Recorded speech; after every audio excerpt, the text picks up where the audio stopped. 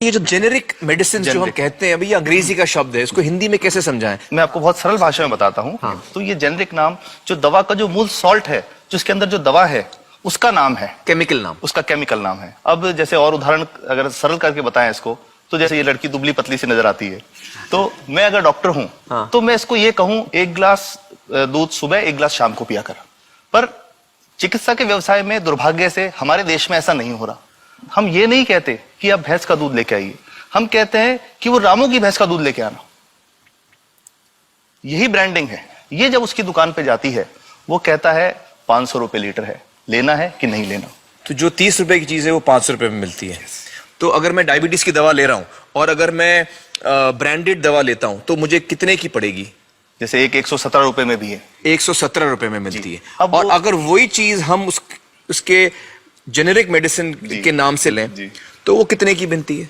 वो मात्र 1 रुपए 95 पैसे में 10 गोली मिलती है।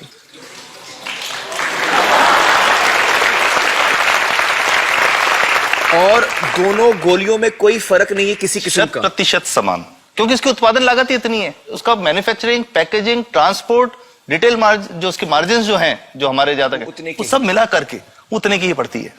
कुछ कैंसर के मैं आपको उदाहरण दूंगा, उसमें एक ही दवा जो ब्लड कैंसर के काम में आती है, बाजार में 1.25 लाख रुपए का एक पैकेट मिलता है। 1.25 लाख का एक पैकेट जो 1 महीने चलता है। और जेनरिक में वही दवा जेनरिक में अलग अलग कंपनीज जो बनाती हैं, एक 10,200 में बेचती है, एक 8,800 में बेचती है और एक 6,500 में बेचती है। मतलब ये आपका ये कहना है कि आपके ये प्रयास से इतने कम में राजस्थान में पब्लिक को, आवाम को ये दवाएं पहुंचा रहे हैं आप इस वक्त? जी, क्या बात है। मेरा ये सवाल है कि डॉक्टर्स जो हैं वो हमारे पर्ची पर जेनेरिक नाम क्यों नहीं लिख के देते? क्यों लिखते हैं वो ब्रांडेड? जाने नहीं देंगे बाहर फिर? नहीं, सब जाने देंगे। जब एक नया मेडिकल प्रैक्टिशनर जब प्रैक्टिस शुरू करता है, तो उसके पास जो कंपनी के जो मेडिकल रिप्रेजेंटेटिव्स होते हैं, सेल्स बढ़ाने का उनका काम होता है, मार्केटिंग प्रिंसिपल के साथ सेल्स एजेंट होते हैं बेसिकली। फिर वो कहते हैं साहब आप हमारी जो दवा है यही लिखना, ये बहुत बेहतर दवा है, इससे मरीज ठीक होगा। और उनको डॉक्टर्स को लिखने के लिए उनको प्रेशराइज किया जाता है, उनको टेम्प्ट किया जाता है।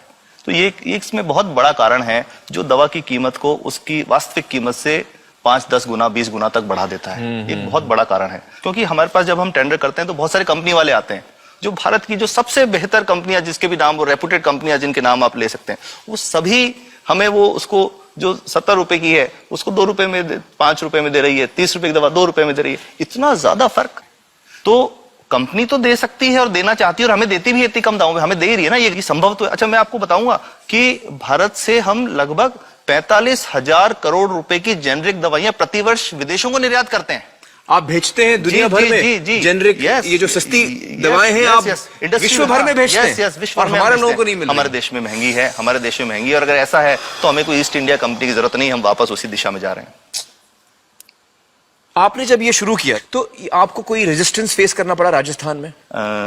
देखिए, जो प्रयास हम कर रहे हैं ये बेसिकली धारा के विपरीत बहने का एक प्रयास है जी। काफी थ्रेट्स भी हैं, क्योंकि इसमें माफियाज भी हैं, ड्रग माफियाज जो ऑपरेट करते हैं। और हम हमेशा ये बात कहते हैं कि हम 100 साल से भी पुरानी शोषण की व्यवस्था को बदलना चाहते हैं, पर हमने हमेशा डॉक्टर्स को दोषी नहीं माना। सारे डॉक्टर्स बुरे नहीं है। 50-60% तो जेन्युइनली वो चाहेंगे कि गरीबों को कम कीमत में दवा मिल जाए, वो चाहेंगे। और आज भी ऐसे डॉक्टर्स हैं जो अपने घर से सैंपल्स ला करके अपने जेब से पैसे निकाल के मरीज का इलाज कराते हैं। ऐसे डॉक्टर्स आज भी हैं। बिल्कुल सही। तो मैं इनको एक उदाहरण भी बताता हूं कि कैसे हमारे जो काम वाली थी, उसका बच्चा था छोटा। इंसिडेंटली हम इस समय छुट्टी मनाने कोई बाहर गए। जब हम लौट के आए 10-12 दिन बाद, तो वो लक्ष्मी के साथ उसका छोटा जो बेटा था राजू, वो भी उसके साथ आता था जब, और मेरे बच्चों के साथ खेलता था, मेरे बेटे के साथ खेलता था। तो वो लक्ष्मी अकेली आई, राजू नहीं आया। तो हमने पूछा कि क्या हुआ, तो उसने जो बात बताई कि साहब वो उसको, आप गए थे, उल्टी दस्त हो गया था।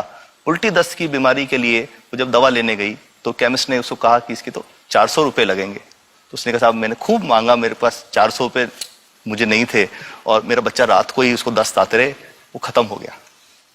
और मैं आपको कहना चाहता हूं कि वो जो दवा लिखी थी कि वास्तव कीमत 1.5-2 रुपए ही है, तो वो बच्चे की जान बच सकती थी।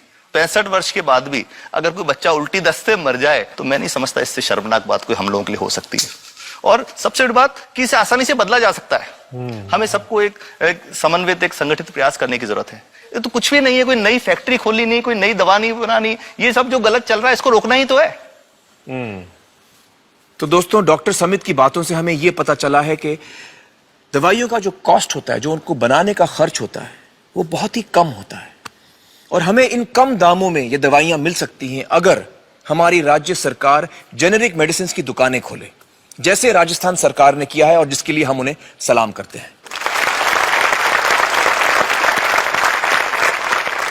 एक बात और, अगर आप एक एनजीओ हैं और आप जेनेरिक मेडिसिन की दुकान खोलना चाहते हैं तो department of chemicals and fertilisers आपको 50,000 रुपए की ग्रांट भी देता है। डॉक्टर समित, आपने बहुत ही बेहतरीन काम किया है और इस बहुत ही अहम मुद्दे पर रोशनी डालकर हमारी आंखें खोल दी हैं और हमारी दुआ यह है कि जो काम आपने राजस्थान में शुरू किया है वो हर राज्य में फैले, देश के कोने कोने में फैले। बहुत बहुत शुक्रिया हमारे साथ बातचीत करने का doctor Samit. Thank you so much.